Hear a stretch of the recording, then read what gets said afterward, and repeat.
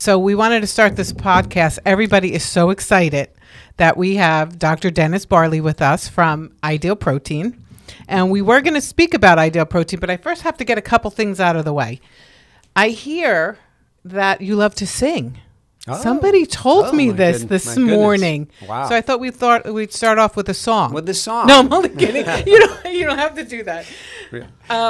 But yes, Laura, your friend Laura. Oh, isn't that funny? Yes. Laura. Oh, yeah, I'm going to get her back. Mountain climbing, singing. Yeah. I said, man, Dr. Barley's a stud. Yeah, well, singing started with my dad was from England, and every Friday they'd have a fish and chip fry, and they'd get around and they'd drink whatever, their beer or whatever, get around and they sing. And I don't know if you ever watch my favorite game of football, which is English football, English Premier League. Mm-hmm. If you watch them, in every stadium there's a song attached to a team. And so there's a lot of singing that goes on in the pubs, etc. They'd come and they'd sing. I developed an ear, I guess, let's say. I sang a couple of bands. Then my oldest son went out and actually was on the first season of The Voice. Wow. So I guess it's genetic to some degree. That's incredible. Yeah. That is incredible. I thought I was amazed to learn this. Oh, well, you never know. You never know. Dr. Dennis Barley is very dynamic. Yes. But awesome. No, we're so happy. Thank you for coming. I know you're coming from a distance. All the way from Boston. Well, Connecticut then, Yeah. Cape Cod, really, where I'm from first. So no, it was important, and thank you again for joining us. But a lot of my clients were very excited to hear that you would be here, because they know my passion with Ideal Protein, and I am passionate. This is all I do: eat, sleep, and drink it. Right? Mm-hmm, this is what we do, and I know you have the same passion. You bet. And I would, first of all, can you tell everybody what you do for Ideal Protein? I was going to just about say, what haven't I done for Ideal Protein? At first, some 13, 14 years ago, I was a clinician, so I brought it into my practice. A good friend of mine here in Jersey, I'm a Jersey boy, by the way, grew up here in Westfield. But a friend of mine in New Jersey I'd known, I'm a chiropractor, that's my degree. I've got a sports medicine background also. So there's a lot of nutrition. What people don't realize is there's a lot of nutrition in chiropractic. So probably we're the second most, adept at nutrition than the dietitian. In the healthcare professions. So I did that. Then I did sports nutrition. I'm a certified chiropractic sports physician, and that is even more nutrition. So I always had a passion. Susan Kunico in North Jersey here, she turned me on to this, and I said, no, I'm not doing that. I'm actually going to go coach college soccer. That's what I'm doing. And as a matter of fact, when she called me, I was in a training with, two big-time coaches, Tony DeChico and I forget, Ray something from UConn at the time. Anyway, long and short of it is, she said, read the science. And so that weekend I took a look at it, and I'm like, there's definitely something to this. And at the time, no one was doing what you might call a fat-burning or a ketogenic, if you will, protocol or a diet. No one was doing that. Mm-hmm. I mean, it was known in science, but they weren't doing it. So that's kind of what really got me into it. So I was a clinician. Then we did so well because we had systems in our practice that I was asked to become a consultant, a regional development consultant. That meant going to talking to chiropractors, nurses, physicians of all types to grow the business. And we did that up in New England.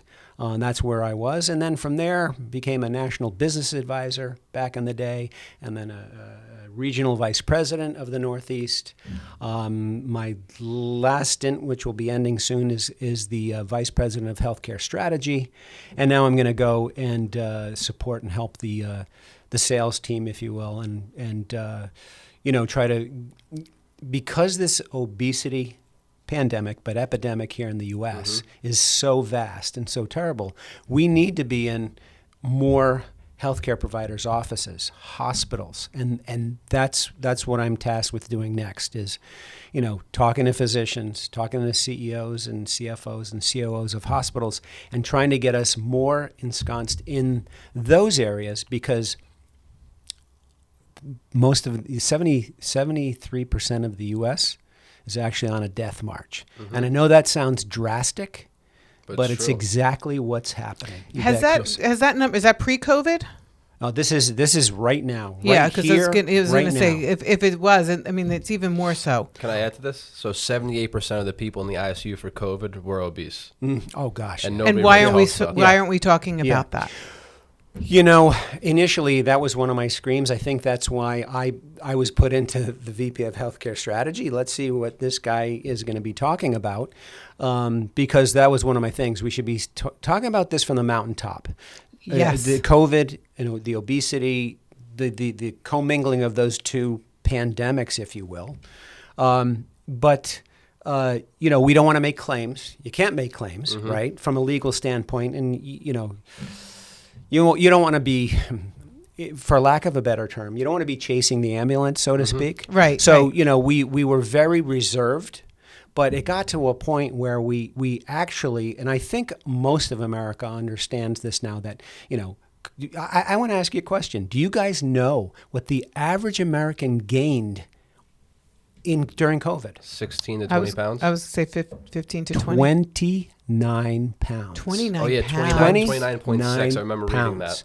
That's crazy. That's insanity. Yeah, I remember seeing that. But that is, and again, okay, we can put some responsibility on ourselves, but it's our food environment that has created our physiology to run amok, and then it's a cascade, and it's circling the drain, so to speak.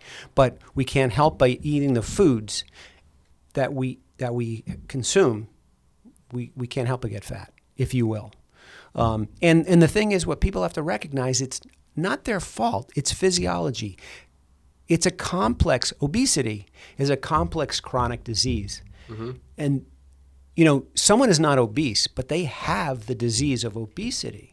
That's what it is. And it's not about sloth or gluttony. It's got nothing to do with calories in, calories out. Yes, to a degree. But you can look at what somebody's eating and they're 300 pounds and they're not eating that much that you would think that they'd be at that weight. They're not. I say that all the time. They're not. Their physiology has set them up for this path of weight gain. And we can actually, and we have done with Ideal Protein and, scientific knowledge behind the protocol, we can help them. There is hope, and they can change. We can change that physiology. It's a big problem, and that's, my mission, Pauline, like you said, we're on the same mission.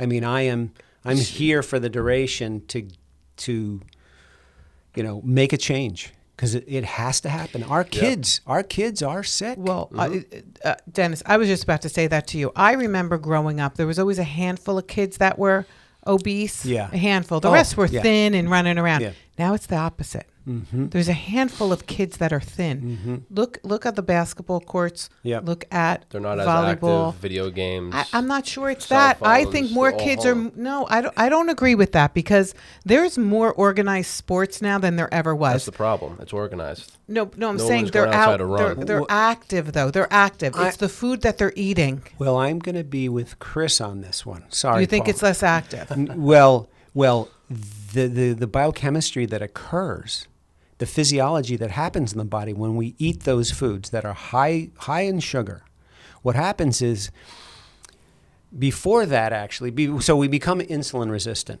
right? Which means that insulin's not functioning well. Insulin is the hormone the pancreas produces that takes the smallest molecule of glucose or a sugar called glucose, puts it into the cell, uses it for energy, and then it shunts it over to the fat cell when we have too much. And that's the problem today. We have too much of that. Now, what happens before that is actually uric acid levels go up. And when that happens, it affects the mitochondria. And what are the mitochondria? In the cell, there are these organelles that create ATP. What's that? That's our currency. That's our energy currency. And when uric acid is high, what happens is we start losing the efficiency of producing that ATP through the mitochondria. It actually lessens the number of mitochondria. So the science behind this is amazing. And what's the creation of that high uric acid level and that high insulin, and then creating insulin resistance, which leads us down the path of the disease of obesity, which has all the comorbidities around it, right? Mm-hmm. So this disease of obesity is the foundation for almost all disease. But what gets us there is this molecule of sugar that we created in a liquid form that is ubiquitous. It's in everything. It's everywhere. Yeah. And it's called high fructose corn syrup. Awful. And so when we use fructose, increases uric acid, creates insulin resistance, develops obesity, and then the comorbidities that end up killing us. So the death march I kind of jokingly but seriously was talking about in the beginning, that's where we are. And it's not just us adults, but it's our kids. And that's the crime of the century. That is the crime. Because high fructose corn syrup, I guess it's cheap to manufacture. Yes. Right? And we're allowing it. And the trailer to Fed Up, I believe it's been at the Ideal Protein training. I used to show it at the workshop. And they said that the sugar industry acts like the tobacco industry of years ago. And somebody said, why are we doing this to our kids? Yeah. But it's I don't know what the answer is. Ideal Protein. I know the answer is Ideal Protein, but as far as getting that should not even be in our food. Well, the government also subsidizes corn and soy, right? So it's a subsidy. So they've made if you go through Central America, all you're seeing on both sides of the highway, the roads, is corn or soy. Right. And what are they going to do? They created that high fructose corn syrup because you're right, Pauline, it's cheaper than sucrose, the table sugar.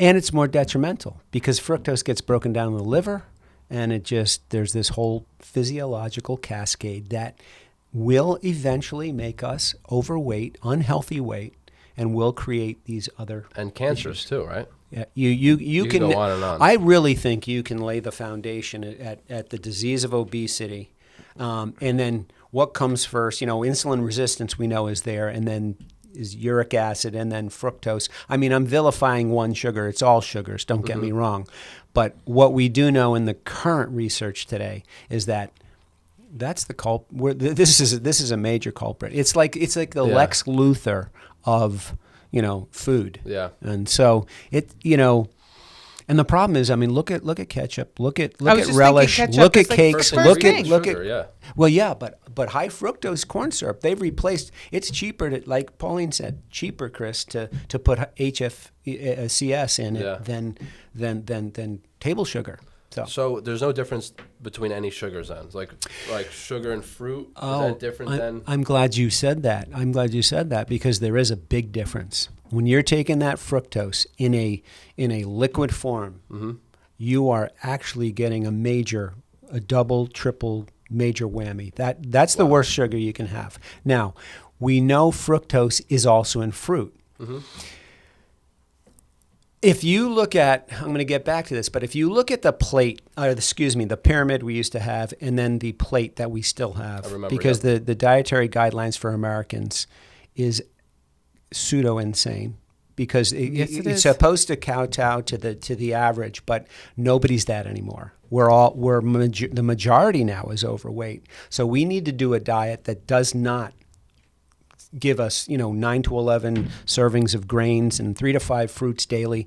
I'm going to come to the fruit. Fruit is good for you because it has fiber attached to it. But if you take a glass of orange juice and you consume that, you take an 8-ounce glass of orange juice and consume that in the morning, you're getting a major dose of fructose, which is the worst sugar again, but also it's like worth 12 teaspoons of sugar. So that and a Coke, the only difference is that your OJ has some vitamin C in it. Wow. But that's basically the difference. So when you consume fruit in a liquid form, you're not doing yourself any service there. No, look at the people that juice. We're on, right? The camera. No, I just want to check that. Just look at people that juice. All the fiber comes out the back, and now they're just drinking pure juice. Yes, that's the worst thing they can do, and they think it's the healthy. And what do we give babies all the time? Juice. That's all we do. Yeah. This is all probably about- the most informative podcast we've No, done. and this is so this interesting. is yeah, it's so interesting. I mean, I'm going to give you a little bit of a little tidbit. My son Devin, my oldest now, he's now a chiropractor, and he was the guy that was the singer. We go for his pediatric appointment, and I let's say he was 4. I think he was like 4. Back in the day, do you remember, Pauline? Do you remember, did you give Chris Juicy Juice? Do you remember what that was? oh, Juicy Juice, Juicy little square Juice. boxes. Yeah, or they came in a big can. Yes. Yeah. We would give our kid Juicy Juice. We thought that was the best thing. And interestingly enough, his triglycerides and cholesterol high at 4 years of age. So we were like, what's going on? So I did a little bit of research, and I saw, we're giving the kid too much sugar. We have got to really, get rid of this stuff. So that was interesting. The other interesting thing about this sugar, epidemic we have, this sugar addiction that we have, is that when you put fluoride in your drinking water, it stops cavities, right? Your caries. And so that was one of the first indications way back when in Europe, especially England, that people were consuming too much sugar because their teeth were rotting in their heads. Wow, yeah. And now because of fluoridation, We don't we get don't that. see that We as don't much. see it. Right. So there's not this warning sign that says, hey, man, something's wrong. Something's wrong with our diet. And so I just think that we need more awareness. I'm always trying to do awareness. And this year, at the beginning of this year, you've probably seen me on some of the social media LinkedIn, channels. yeah. But yeah, I'm doing vlogs because we got to make a stand, and we have to start doing it. Well, Dennis, too, when we were growing up, we didn't get our cholesterol checked as kids. Right. But now the doctors are doing that in young kids, and they're coming back high triglycerides, high cholesterol. But instead of finding out the reason why, these kids aren't all of a sudden being born with high cholesterol and high triglycerides. No. They're just suggesting that you go for a blood test. And Yeah. I said, I'm not doing that. I said, because first of all, if they have high cholesterol, I know why. And I'm not putting them on any medication at 12 years old. So, Right. We can correct, food. I always Food say is this. medicine. One of my terms is like, yeah, exactly. Food is medicine. Weight loss is healthcare. But, food created this problem, and we can correct it with food. Right. And speaking of kids, so Deirdre Pizzaferrato, right? She developed 2/3 of the protocol at Ideal Protein. She's a registered dietitian. She's also on the medical board. She's no longer employed by the company, but now she's still on the medical board. She is now coming up with a platform called Nutrition Nanny, which is just going to be, addressing obesity, the obesity epidemic in kids. And it's some phenomenal work she's been doing, and she's been doing it for the last year. I've been kind of looking over her shoulder and seeing what's happening, and it's looking really good. That's So Is it more cool. like the alternative program? no, it's based on what they should be eating if they need to lose weight, but it's basically probably for pediatricians really to apply for their patients or refer to her or what have you. But there's a lot of education behind it, and that's the biggest thing. I think that's what I love about Ideal Protein is constant education, because we need to get the message across, but we also have to have people understand. I always found when I'm treating a patient for any type of condition, musculoskeletal, whatever, if they understand what's happening, Right. they will get better quicker, because we can address the cause of the problem, create a rehabilitative phase like we've done with Ideal Protein, that reset, not the reset, but the stabilization phase, and then educate over time in this maintenance phase so that this could indeed be your last diet. Initially, it wasn't. I was right. going to Right. bring that up to you. Oh, I I'm love glad that. I love that. Yes. Yeah. Your last diet. Yeah. So that was all right. So here's how our phase 2 and 3 came about, and without patting myself too much on the back, but my You can do it. You can my pat you- practice was really big with Ideal Protein. We were seeing we were seeing a lot of patients. Just let me tell you. How many a that. week would you say? 550. Wow. Yeah. So we were seeing a lot of patients just in our ideal protein practice. Our chiropractic, we had to move it out of the chiropractic and put it somewhere else because it was so big. At one time, I think I had 8 to 12 coaches or something like that. Long and short of this is all of a sudden, we started seeing numbers going down, and I'm like, and I knew the problem. The problem was that people were regaining weight. And I met Deirdre through some friends in Ideal Protein, and I said, this is the problem. We're losing patients because they're regaining weight. And we used to, I don't know if you remember, Pauline, but you've been around almost as long as I have, right? 10 years, a little over 10 years. Okay, so you remember that Wake up the banner pancreas? that we used to have out, and it says Ideal Protein, your last diet. Right. And that was a lie. But it wasn't an outright lie. We just didn't know. The research wasn't there. So I brought in this dietitian in my practice. All of a sudden, people were retaining their weight. My friends in Ideal Protein, in high places, said, "Hey, what's going on?" And so then I said, "Well, Deirdre has this plan. Why don't we put in a few across the country?" When we got the results back that people were holding on to their weight loss, we then brought it to the company. Talked to Olivia Ben Lulu at the time. Oh, Olivia, yeah. Yep. And then Mel came on, and Mel said, yes, let's go forward. And that's where it was developed. And so phases 2 and 3, Dr. Tran's brilliance of phase 1, right? Ketosis. Brilliant. Ketosis was not a word. I'd have to walk into physicians' offices and say, we're a ketogenic protocol. And then they say, oh, we don't do that. They were afraid of ketoacidosis. The ketoacidosis or the kidney, that's even been debunked. Yeah. I said, no, this is not that. And by the way, for your type 1 diabetics, we have an alternative plan that keeps them above the ketogenic line. So they're safe. So it's a very safe and effective diet, but so we when that happened, we saw that they were regaining. People were regaining the weight. Put Deirdre's plan in place. Went throughout the company, and I think phase 2 and 3 is fairly new right now. But I'm telling you, it is a game changer. Phase 2. I just phased 2 people into phase 2 yesterday, and these were repeat clients, and they said to me, "This is amazing." Yeah. This is amazing because we're teaching them how to eat again. Yeah. It's what before it was kind of you threw them out there and kind of separate your carbs and fats and that kind of thing. Right. But the science has actually really gotten honed down even more and more, and it still will. And that's why when clinicians who are doing Ideal Protein don't go to super weekends, weekends are great. That's a problem because our science tweaks all the time.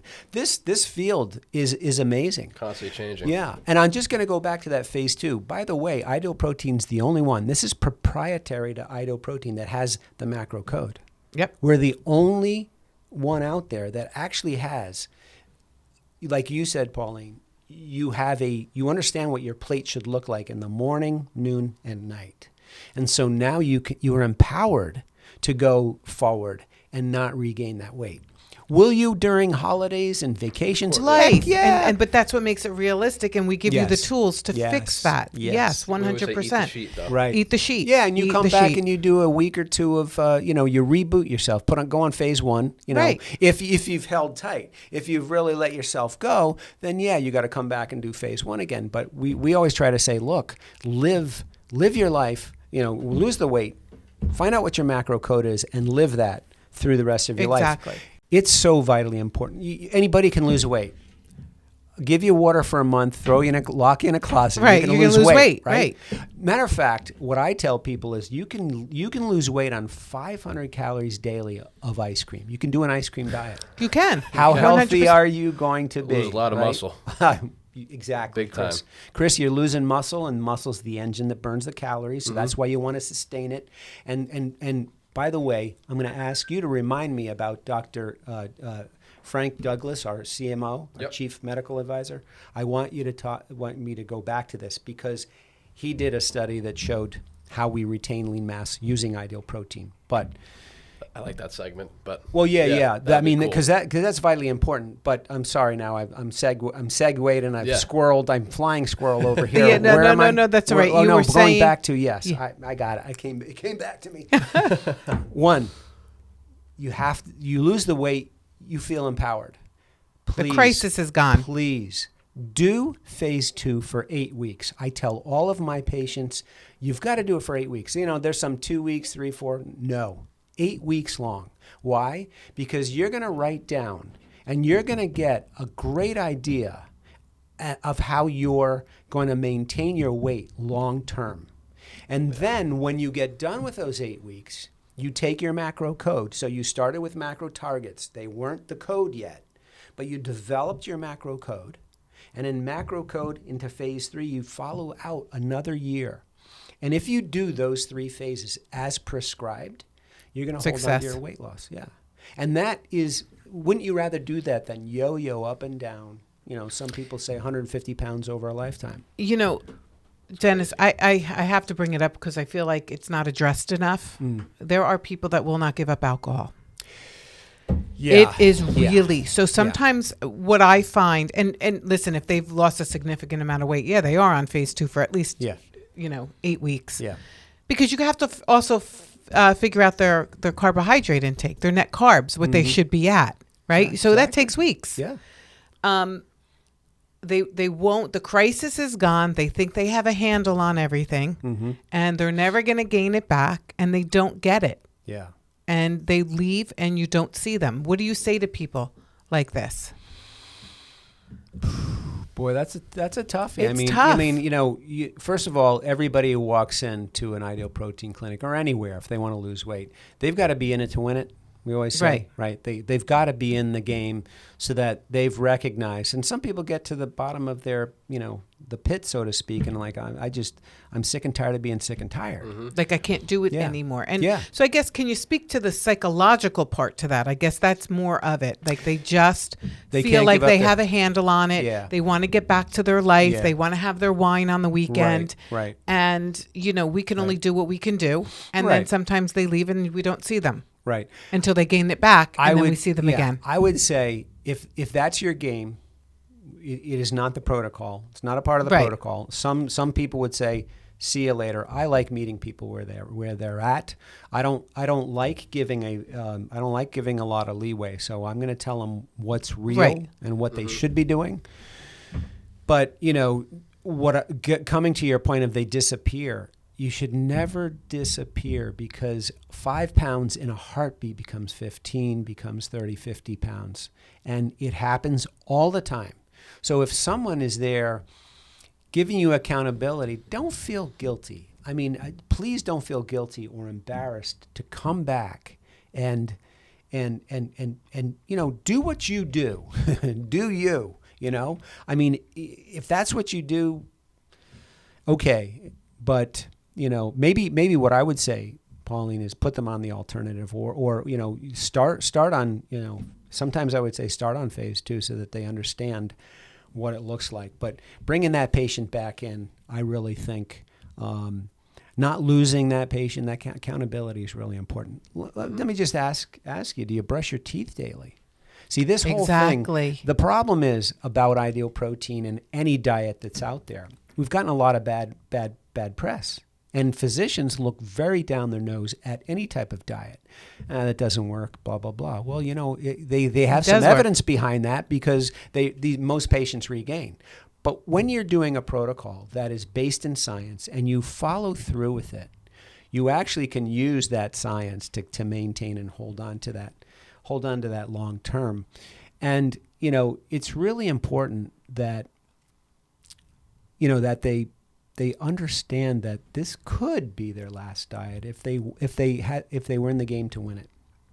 So, right, it's funny that you say that with the physicians because I've had many doctors come in on protocol with me, and I've sat across them during the consultation, and I say, I don't mean to insult you in how the body works, right? And I'm going to simplify it. Right. Every single one of them said to me, "Please do. We've had a little bit of nutrition." In school, and that's it. Yeah, and that's why I say the number one healthcare provider out there for nutrition is a dietitian, of course, and then the chiropractic profession, and then medicine, and they'll agree with that. There's no question. There's very little nutrition applied in medical school, But in chiropractic school, it's one of our pillars. Yeah. It's pillars, it's a exactly. pillar. Yeah. You know, So- I've had a client. I'm sorry, Chris. I've had a client, many clients, knee problems. They lose weight, their knee's fine. Yeah. Oh, well, that's an interesting concept too. Remember, when you do Ideal Protein and you take a patient who walks into your office and they're insulin dominant, right? And remember, insulin's the pancreatic hormone that stores brings your glucose or your energy from your food to your cells to make that ATP, to make energy. But it also, if there's enough in the bloodstream, it'll take it and put it in the fat cell for tomorrow. Great survival mechanism, but we're beyond that these days. Sedentary. Yeah. And we'll talk about Yep. we should talk about why we gain weight. well, also why it's in we're the not midsection. exercising as much, right? Oh, Exactly. yes, we have to get back to the Yeah, exercise yeah. part to it. So, but you know, when they do that, you know, they're not gaining, you know, they're gaining more weight. Again, visceral fat, most dangerous fat. Aches and pains go down because a patient walks into your office and they're insulin dominant, right? So they're on a high carb diet from the central aisles of our grocery stores, and they're a mess, and they're insulin dominant. There's another hormone that the pancreas produces called glucagon. And again, I'm simplifying, guys, because so you know, every single hormone has a relationship to the other hormones. And that's why women with PCOS do so well on our protocol, because we're affecting insulin and we affect all the others. Polycystic ovarian disease, Sorry, Chris. yeah, polycystic ovarian syndrome. So what am I saying? They walk in insulin dominant. What do we do with Ideal Protein? We make them glucagon dominant. Glucagon is the pancreatic hormone that burns fat or uses energy. So it takes the energy out of the fat cell, right? And it utilizes that. And so we're burning our own fat when we go on Ideal Protein. Great diet. Whether we're in the ketogenic protocol or we're above the ketogenic line, we're still doing the same thing. So that's phenomenal. But the beauty of phase 2 and 3 is we then take the body, and this is where dietitians would really like our protocol, because we then do this balancing act between glucagon and insulin. And that patient becomes what we call metabolically flexible. They were inflexible when they came in. We transitioned them to inflexibility, but on purpose. We were trying to make them more glucagon dominant, so they're burning their fat. They get healthy. Their insulin resistance became insulin sensitive. Now their cells are insulin sensitive. And then we can put them back into this phase 2, right, the stabilization phase, where we add back in good complex foundational carbohydrates to the point where we're not gaining too much weight, but we're also putting ourselves back into this metabolic flexibility, and we live there for the rest of our lives. And if we can, we will hold on to that weight loss. That's the crucial piece to this phase 2 and 3 that we didn't have before. Right. I think Can you repeat that one more time? the carbohydrate, the finding out the grams, I think is absolutely key. I read a study, and I wish I knew where it was from. It was not from Ideal Protein, but they did a study where they found that group of carbohydrates that each individual can have without heightened appetite, gaining weight. Yep. And then they increased their caloric intake and nobody gained weight. Yes.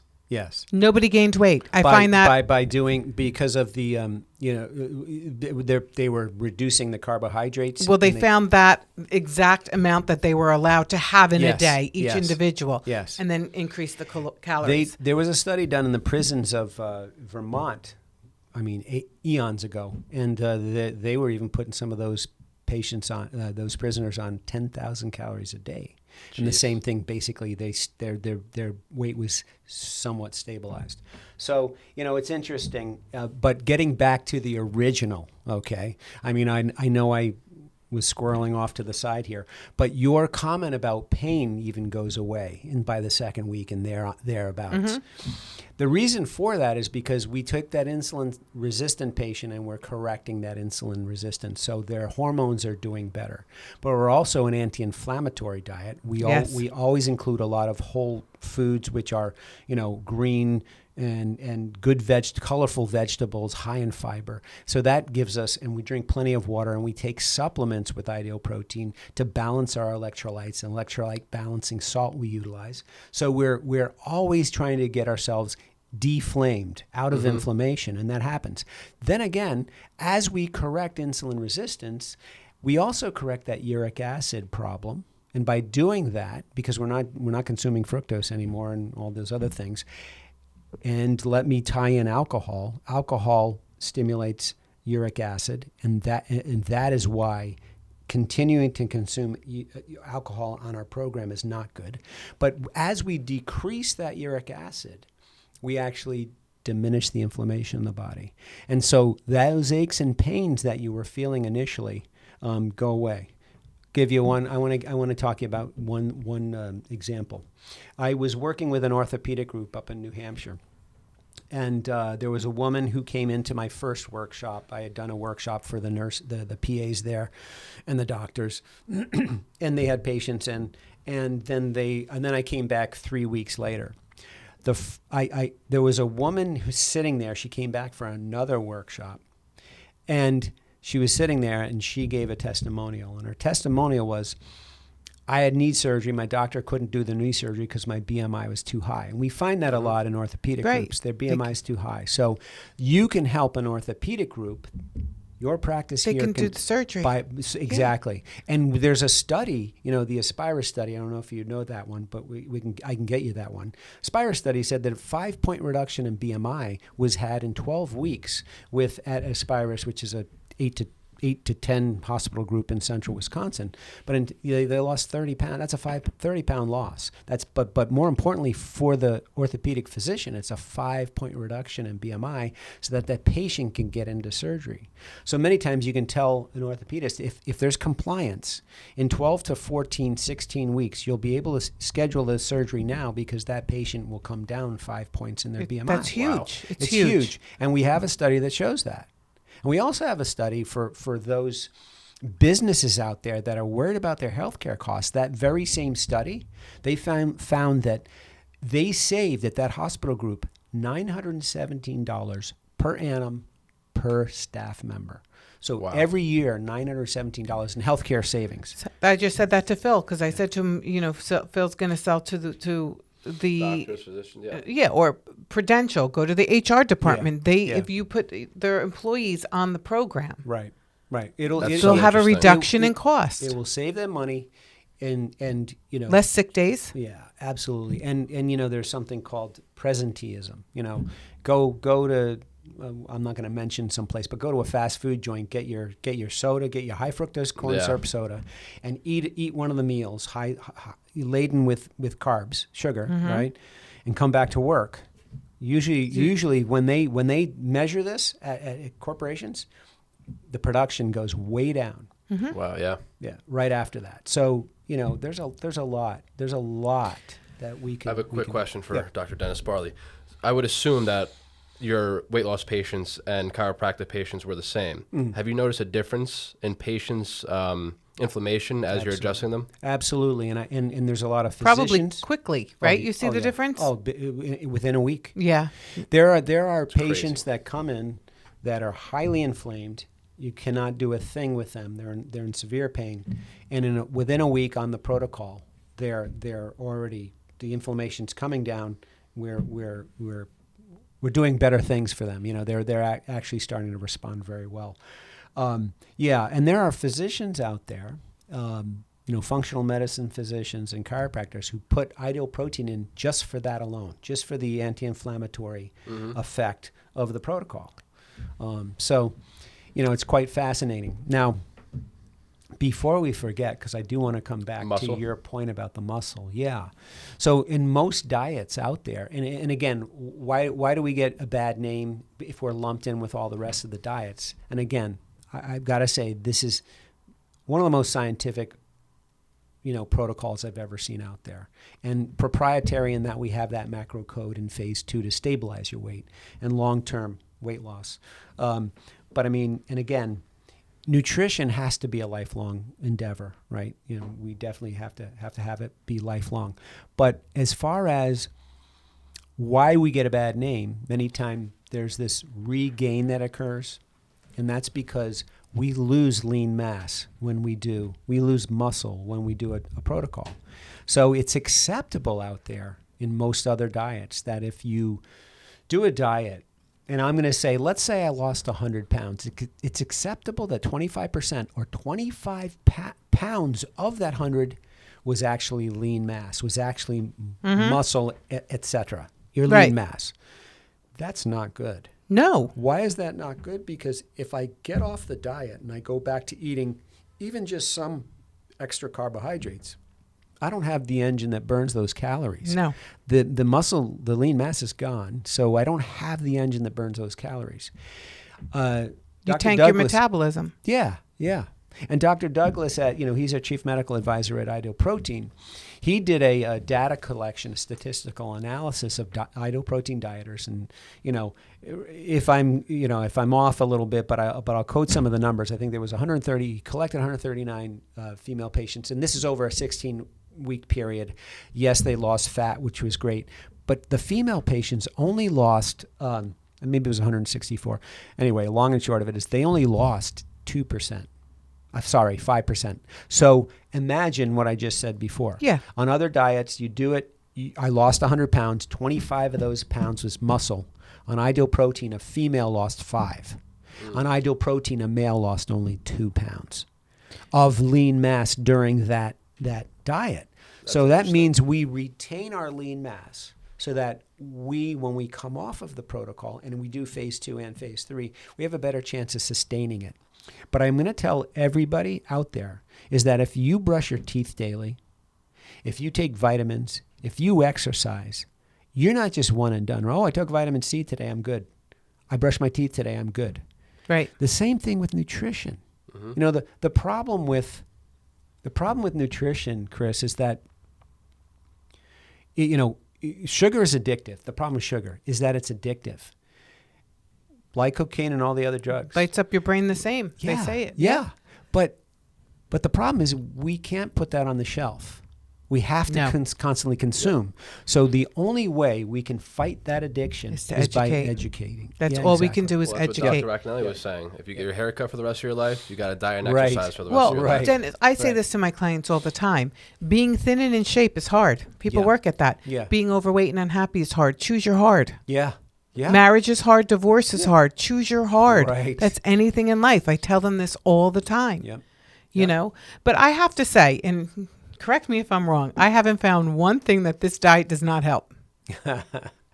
Seriously, and they hear it from me. Yeah. They need to hear from.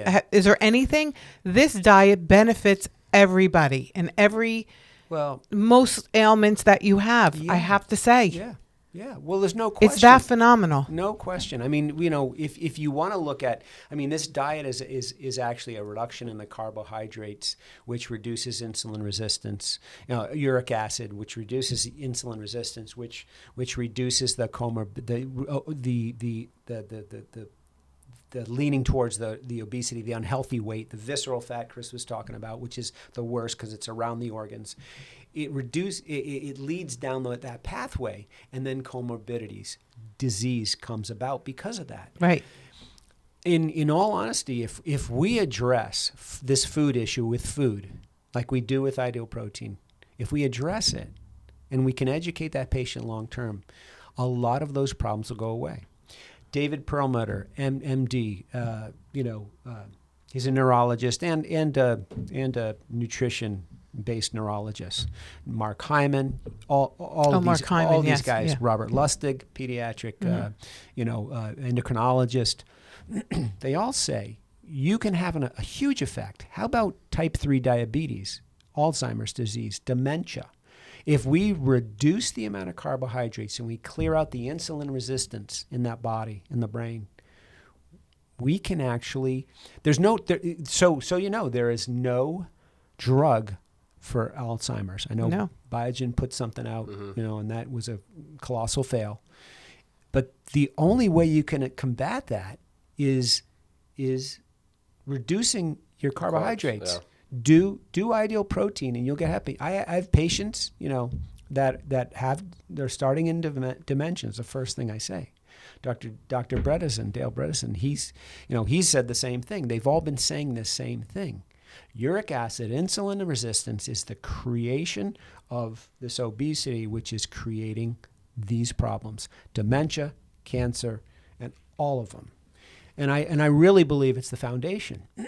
And so if we address it at its beginnings, specifically sugar, more specifically fructose, if we address that as we do with this protocol, It'd be huge.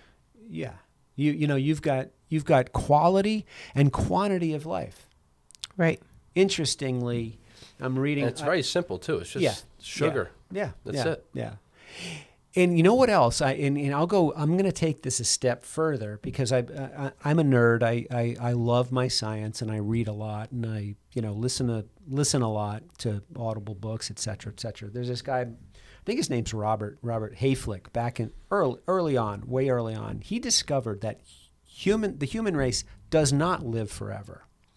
Some people were postulating, you can live 120 years and all that. He says 92 to 102. And the reason is because there's something he termed the Hayflick limit.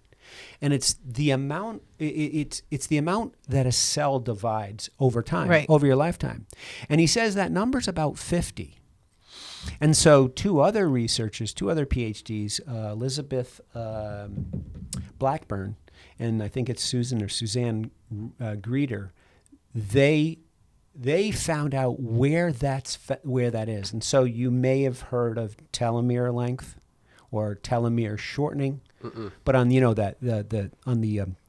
DNA, you've got these end capsules, let's just call them, and they're called your telomeres. And that's where we found out that the number of times a cell divides is the length of a life.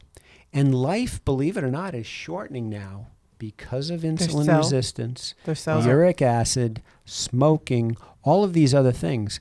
But the good news is that you can turn that around if you apply good, healthy diet, exercise, and reduce your stress, get plenty of good sleep, feed your gut. The gut biome is vitally important. If you do all those things, you can actually lengthen that telomere time length. For them to right. And so your quantity of life can lengthen, but the quality of life. This is the biggest thing I see with Ideal Protein patients is that they say to me, "This is probably one of the best things you've ever done for me. Thank you very much." And they love their chiropractic care, but they're like, I have my life back. I can get on the ground and play with get out and play with and run, walk upstairs. Bike. I can play with my kids, my grandkids. I don't have to get into an airline seat and ask for an extender. There's so many things. Less anxiety, stress, all that stuff. It's too. What do I say to the clients too? That every pound you lose, you deal with stress better. Mm-hmm. Yeah. You really do. Yeah. But now I just lost what I was going to say.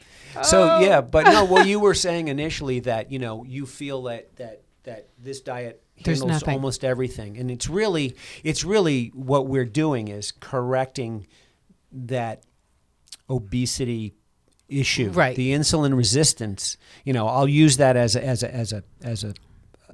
a foundational block. Right. If we address the insulin resistance, we can help so many more patients, and that's what you're talking about. You're talking about helping them through this protocol because it works every time. It's like if I take some keys not works. and I drop and I open my finger, it's going to drop. Mm-hmm. The same thing in the human body with this protocol it's science. I always tell my patients it's science, so it can't help but work. It's never not works. No, I think a lot of people too struggle like when they go out to eat at a restaurant. The seasoning and the rubs, I think that's what kicks a lot of people out. Well, no, as long as they're specific in how they order, they're fine. Yeah.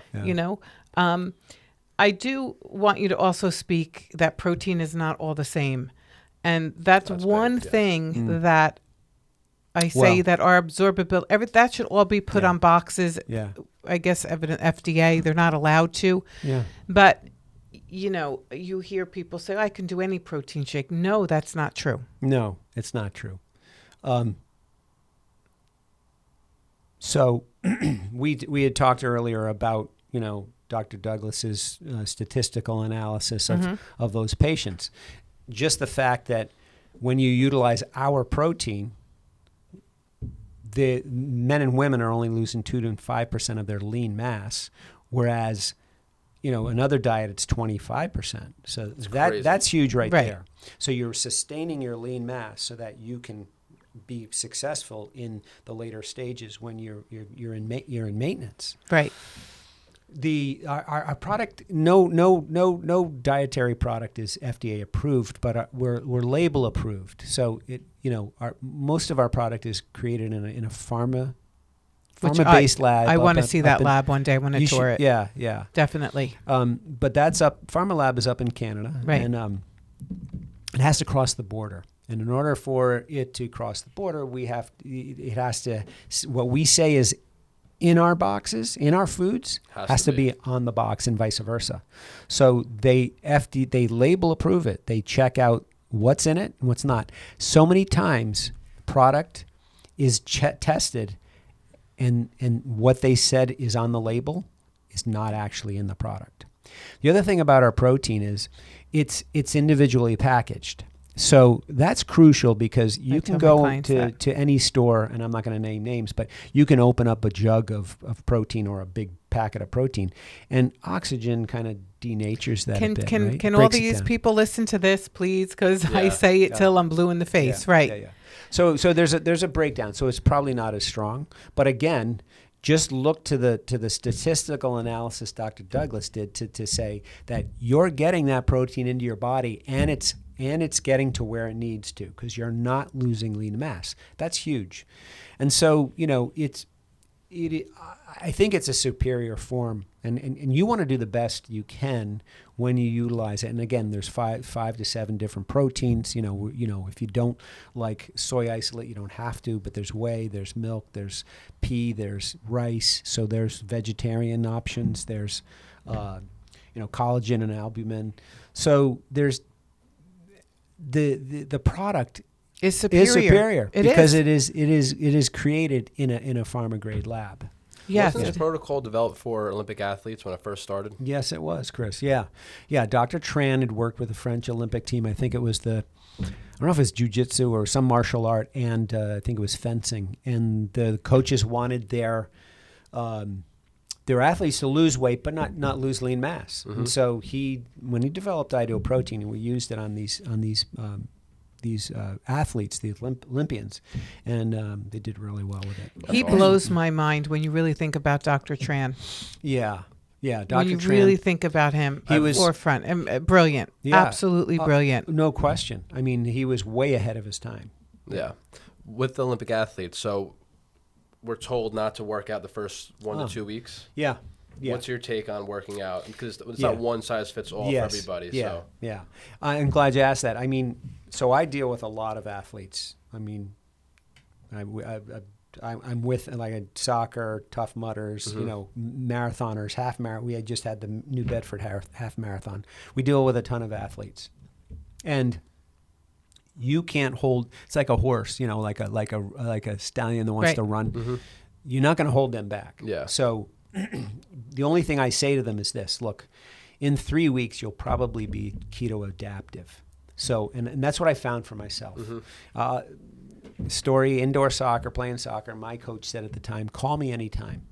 Right, 10:30 at night, I just finished playing. I'm like, I'm dying here. What's going on? He said, I told you not to work out that hard in the in the beginning. Mm-hmm. Actually, a lot of people say phase one. But I know from myself, and I know from seeing the athletes, the reality of it. Yes. The reality is 3 weeks, you become keto adaptive, and that means that you can pretty much live on ketones and exercise almost as hard as you want, but it's all relative, right? What we say to every patient out there is, if you're used to an exercise or you're used to walking, you can do that. As long as it's conversational. Pilates, CrossFit, yeah. Well, hold on one sec. Wait, I'm gonna give you a timeout on that one. Yeah, me too. But I'm glad you did. What I'm gonna say is, because we've had patients that have passed out on treadmills, et cetera, et cetera. So that can happen. That's not just this diet. That's not this diet. It's what's happening to their body physiologically. But you get through the first 3 weeks, you can pretty much go back to what you do. What I tell my top end athletes is to pull back. Mm-hmm. I know you think you're going to lose ground, but believe me, you won't. When you lose the 5 to 10 pounds that you wanted to lose, by the time the marathon or the half or the triathlon comes about, you're going to be better, and you're going to feel it. And they all come back to me and say the same thing. Because a pound of fat off the body is 4 pounds of pressure off the knees. Yeah, it's pretty substantial. It's crazy. Yeah. So, so I say, here's what we say: conversational. I would not do CrossFit initially in those first 3 weeks. And if I was never used to CrossFit, you don't start it. You don't start until you're done with phase one, totally. But if you're an athlete, that's a different story. If you're used to walking, fine. But I would always cut their distance back. I would cut their speed back for sure. Heart rate, you guys look at. Pump and iron. You don't want to cut muscle. You don't want to burn muscle.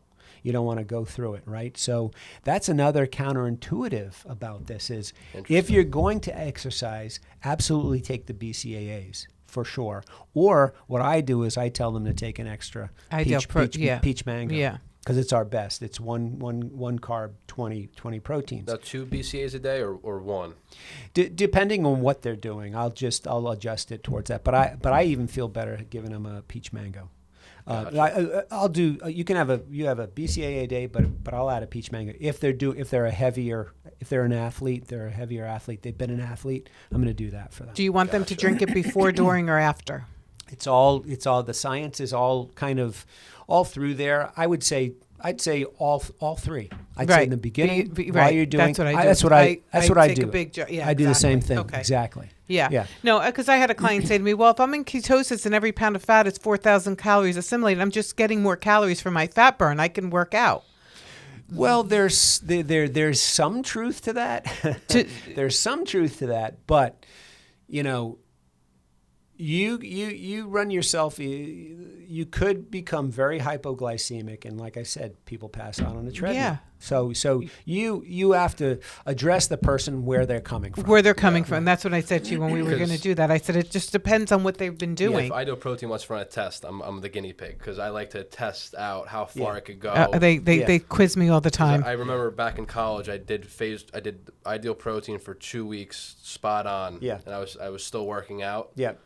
My first workout doing wall balls, 20-pound wall balls, I almost went down. Yeah. Yeah. So. Yeah, and that's the reason why we say do not do it. Right. Another reason not to drink alcohol. One of our physicians did this way back when, is almost passed out at the wheel. Right? Yeah. Passed out, went down face first, because when you drink alcohol in a protocol like this, first of all, realize that where you burn fat is in your liver. Yeah, the toxin. The toxin of alcohol, the body's going to triage and do what it needs to do first. So when you do keep this protocol, when you reduce your carbs and you're burning fat in your liver, and you take in alcohol, the toxin of alcohol takes precedent because the body's trying to preserve itself. So it will go metabolize the alcohol first and then come back to the fat. So you may not lose as much, but you can also just go flat down on your face. It happened to somebody here who was just doing Ideal Protein for a couple of weeks to kind of clean up, and then went to Joe's. Had a few. Had some bread, whatever. Woke up on the floor of the kitchen. Didn't remember how she got there. And big bruise. I actually know. I know someone who did the same thing. Yeah, absolutely. It's dangerous. But so it's and then sometimes you can't regulate your sugars after that. Yeah, that's why I never it's horrible. Not a recommendation. It's like don't drink when you do our protocol. Yeah. Do the right thing. And like I said before, meeting somebody where they're at, if they've done the protocol and they're messing around with it, they're kind of wasting their money, right? Do you feel that it's hard for people to get their minds wrapped around it second time? That's a good point. It's actually not physiological, but it's psychological. It's psychological. Yeah, it's psychological. I have a theory, and I'm not sure if my theory is correct, but I think they finally find something that works, and they know it works. Yeah. So they don't want to give up that week, and they figured, I'll start Monday. Right. And they kick the can, and that day never comes. Right. So then maybe they're doing it Monday, Tuesday, and everyone wants to go out to dinner Wednesday, and they figure, all right, I'll just start again tomorrow. Because they know that's the power of knowing. Whether I'm right or wrong, it's just something I think that's psychologically what they're thinking. Yeah, they are. They think they can get away with, having their drink or eating something on the side that shouldn't be in the protocol. If you're going to do it a second time, do it pristinely again. 100%. Yeah, it's so much more difficult. It is. And I find that, they don't lose the weight, and then they say, I give up. That's where the give up comes a lot of times, is in that second try. By week 2, I didn't lose like I did the first time. They're giving up. They're not as precise as they were the first time. Yeah, so I mean, with that kind of person, you're like, are you really in it, right? You definitely want to get in their head and say, are you really in this to win this? And then, let's do this right. Let's do it right and do it where we should do it. Mm-hmm. Yeah, no, the self-talk is huge too. I'm working with people on their self-talk. That's the most damaging thing that they can do, is that, and Dr. Tran talks about that. Yeah. It's that whole psychological part to it. It is. I mean, it's something. There is a psychological part, and that's where they should continue with us in phase 2 and 3, because not only are we working on the physiology, but then we start working on the behavioral changes that have to occur in order for this to be a long-term thing. Coaching matters. It does matter. Coaching matters. Coaching is huge. My motto, coaching matters. It always was. Ideal Proteins, coaching matters. Yeah, it does. It surely does. That's with anything too. Like you look at sports; they have personal trainers, coaches. It's very important. Can't do it on your own. Yeah. Yeah. No, I think Dr. Barley, this has been incredible. That's awesome.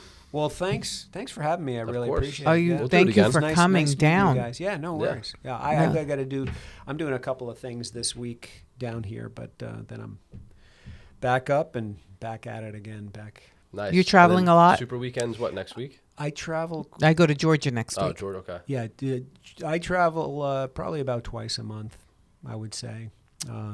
Lot of times out west, but I go to the big national shows or the big medical shows, trade shows, we call them, but conferences, and we're there, and sometimes we get to speak at them. Sometimes we're talking to physicians all day long, nurses or whatever practitioner we're at. Are they coming on board a little bit more than they used to? I mean, I find in this area they are. I find that they understand dietary intervention as another piece of the pie.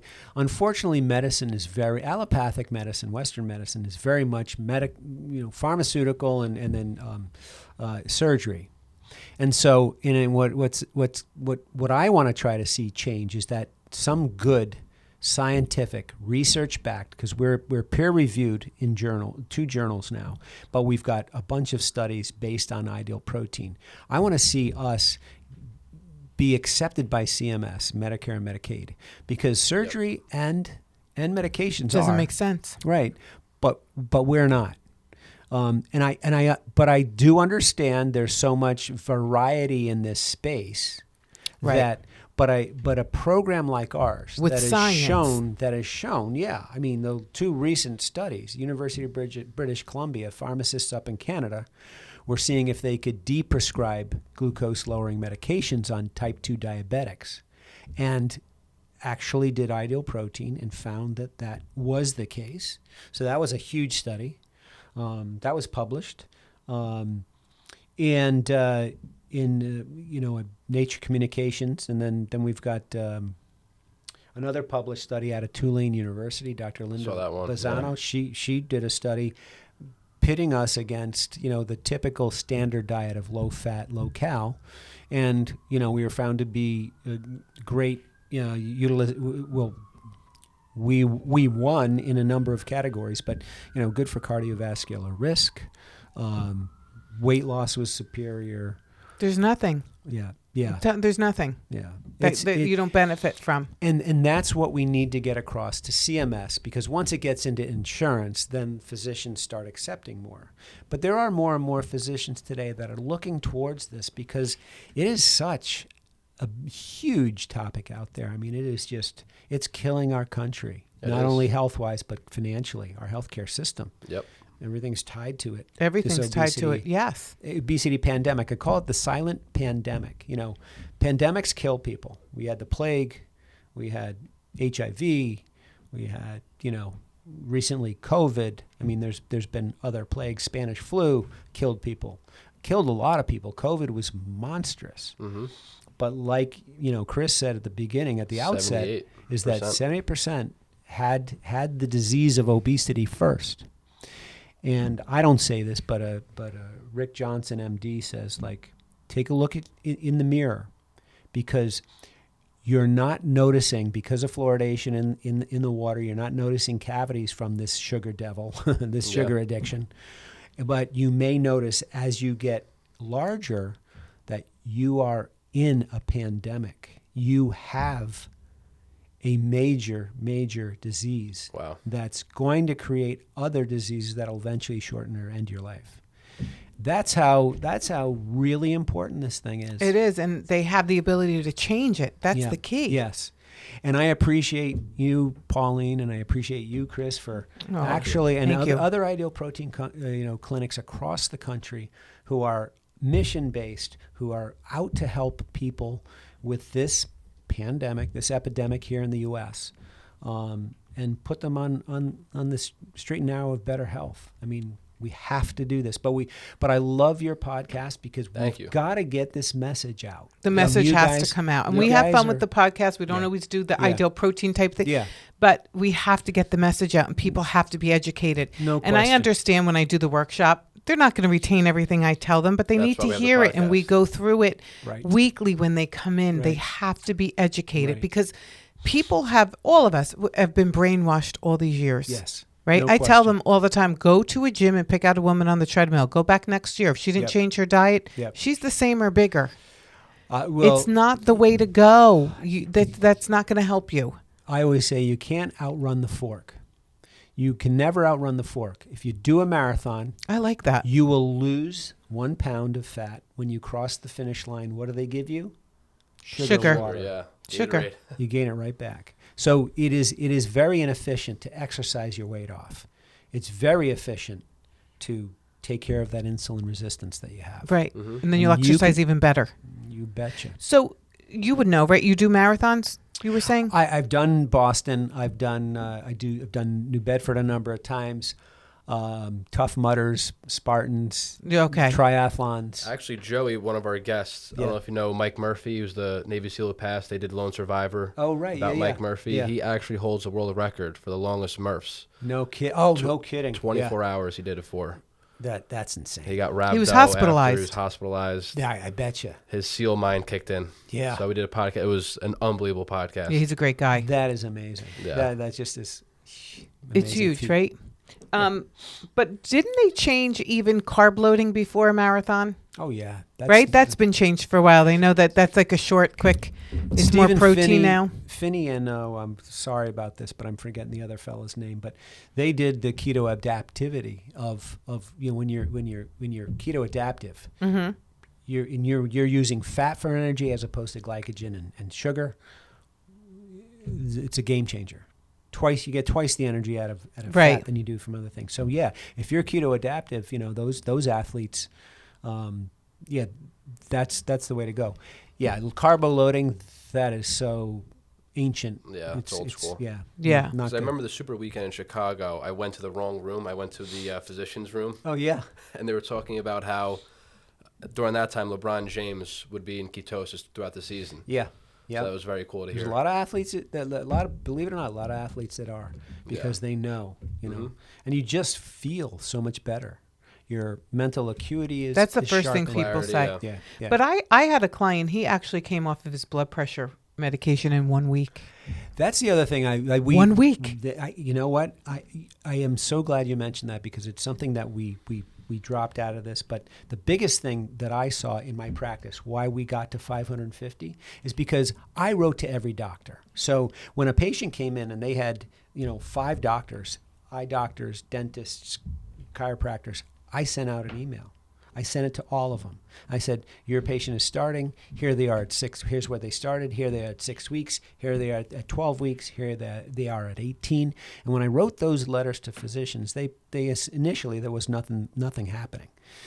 But as soon as they saw that patient and they saw my reports and they did blood work and saw the blood work come back, it was amazing. Type 2 insulin dependents were coming off of their medication, their insulin in 3 weeks. Wow. That's the difference between the nutritionist and us. It is a difference. A protocol that's science-backed, science-based, and has research behind it. That is absolutely the difference. Overseen, by a practitioner, healthcare provider, is definitely the way to go. Yeah. No, he was 1 week he was on the program, and he called here and said he almost passed out. And I said right away, I think he's on blood pressure medicine. Yes. Let's see the health profile. Yeah. I said, call your doctor. Yeah. Doctor took him right off of the blood pressure medication. Yep. He, to this day, anytime he sees anybody who works here or anybody who knows me, I can't believe I'm off my blood pressure medicine. Yeah. Yeah. And well, that's why, we recommend, Ideal Protein recommends that you take blood pressure on patients who are on medications, because that's going to happen rapidly. But also in our free app that they download, or if they're using our journal, they're journaling. If they're a diabetic, they're journaling their blood sugars. Yeah. Mm-hmm. And there's no question about that, because you'll see pretty rapidly those. Actually, the first day, you'll see them come down. It's amazing. By week 3, they're going to need a retitration of their medications. And that's where we have to be as coaching, with our coaching. On top of it. Be on top of that, yeah.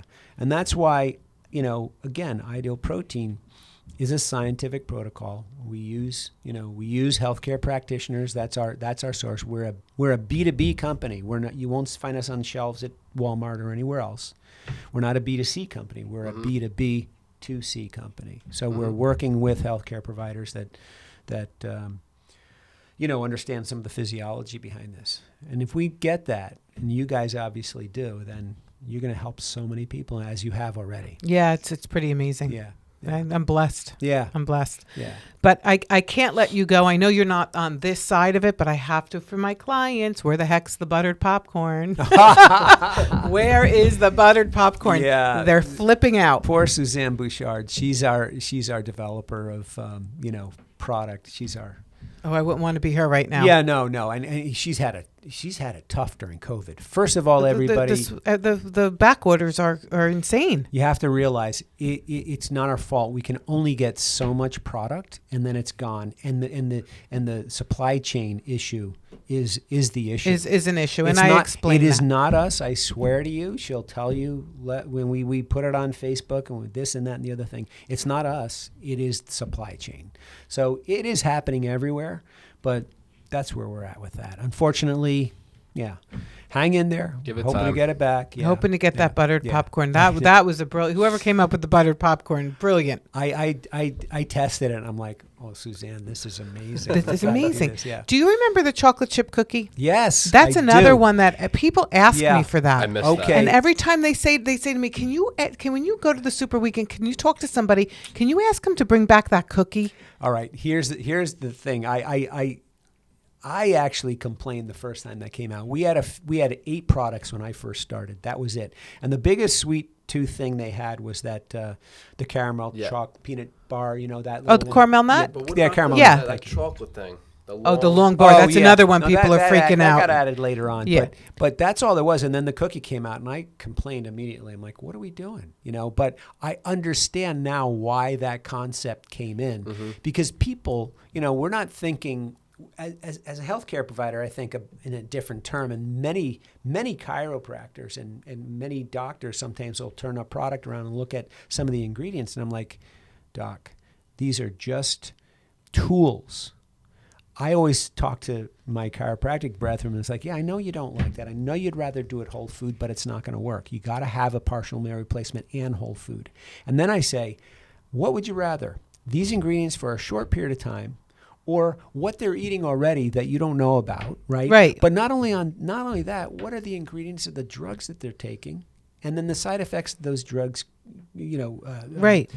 stimulate. So what you've got to put it all into perspective. You're correcting their metabolic. Right. You're correcting everything. Their metabolic syndrome, Yeah. their metabolic disease. Yeah. So but the that chocolate cookie, chip cookie, for those people that people want it, so we should maybe try to get it back. But yeah, because that for a lot of my clients that held them. Yeah. That cookie in the Yeah. morning with coffee. yeah, They loved it. What about the Active brownie? eating cookie? The brownie's great. Not the same. Not as much. Not as much. I like. I love the brownie. Me too. That's my lunch. Yeah. No, I that's the other thing. They really don't put out anything that's bad. Yeah, no, the taste is amazing. Doctors that come to us at the trade shows, they're like, "Let me taste this." They come back and like, that tastes good. That's The amazing. Dorados are great. Yeah. Oh yeah. People go nuts those are over good. those. Yeah. The nacho. Yeah. I love them. The chocolate drink still.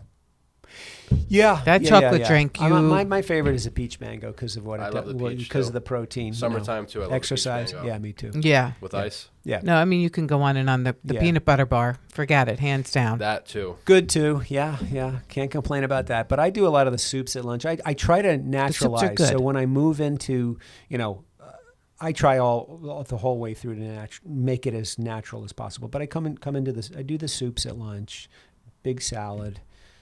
I'll do the breakfast. I do like. You know what I do with my, and you know this already. I'm not telling you anything, but I love with my oatmeal, I will throw riced cauliflower in there. And that adds the crunch. Oh my goodness, that's great. So I'm getting some veggie there. That's kind of like a mock rice pudding. Yeah, yeah. And then my chocolate drink, if I'm doing that for Spinach? breakfast, always spinach in there. Always spinach, yeah. Yeah. What soup's your favorite? I was on a Thai noodle kick for a while, and I'd even, like in phase 2, I'd throw a couple of shrimp in there or whatever. So not too bad, but or in phase 3 I should say. And then I like the tomato, but I like the chicken noodle, and I like the Thai noodle. That's about all. I don't like the creamy ones, not so much. I used to like actually. I there like was the a creamy- chicken one. Do we still have creamy mushroom? No, we got Yeah. rid of it. Yeah, I like that one. I like that one, but I Yeah. think the best one was the cream of chicken. That was a big seller. They got rid of that. that in the pot pie or whatever it was. The chicken. Oh, chicken a la king. Oh, I forgot about that. Oh, I didn't like those at all. I'm sorry. Yeah. It's interesting. No, it's because, interesting, Yeah, right? Yeah. Well, I tell people, that don't worry. If you don't like it, there'll be something else you'll like. There'll be 'Cause exactly. You and I won't have the same tastes. but, Exactly. yeah. So there's 80 some odd varieties. So we're good. No, they're doing good in that department. Yeah. Awesome. Am I going to see you in Georgia next week? Tell me about Georgia. Is that the you're doing the Super Bowl, right? Or whatever Right, you're calling it? right. You won't see me Okay. next week. I am somewhere. I know I'm in Georgia in April, but that's for something else. I'm somewhere. I don't know. Do you need me to? No, you're good. Okay. Yeah. No, I'm not there, which is fine. I'm concentrating on other things. We want to get your opinions on a bunch of things. So our top clinics are coming together. Yeah. No, I'm looking forward to Yeah, it. good. You'll see really John Barnes, my good buddy. He's a chiro who does Oh, I see real him well. on LinkedIn. Yeah, all the Yeah, time, yep, all the time. yep. Reset is the name of his. And I did a podcast with him also. Yeah, Awesome.